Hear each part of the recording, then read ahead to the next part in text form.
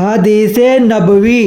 رسول اللہ صلی اللہ علیہ وآلہ وسلم نے ان لوگوں کے لیے جو شادی شدہ نہ ہو اور زنا کرے یہ حکم دیا تھا کہ انہیں 100 کوڑے لگائے جائے اور 1 سال کے لیے جلا وطن کر دیا جائے۔ نبی کریم صلی اللہ علیہ وآلہ وسلم نے باندیوں کی زنا کی کمائی سے منع فرمایا تھا۔ نبی کریم صلی اللہ علیہ وآلہ وسلم نے فرمایا، جب زنا کرنے والا زنا کرتا ہے تو وہ مومن نہیں رہتا، اور اسی طرح جب چور چوری کرتا ہے تو وہ مومن نہیں رہتا۔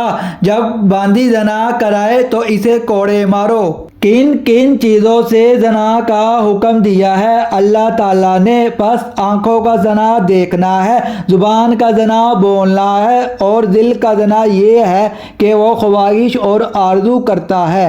پھر شرمگاہ اس خواہش کو سچا کرتی ہے یا جھٹلا دیتی ہے۔ اگر آپ چاہتے ہیں کہ آپ کو مفید اور سچی تعلیمات روزانہ ملے جس سے آپ کی آخرت بھی سنور جائے تو ہمارے پیج کو لائک اور سبسکرائب لازم کریں۔ شکریہ۔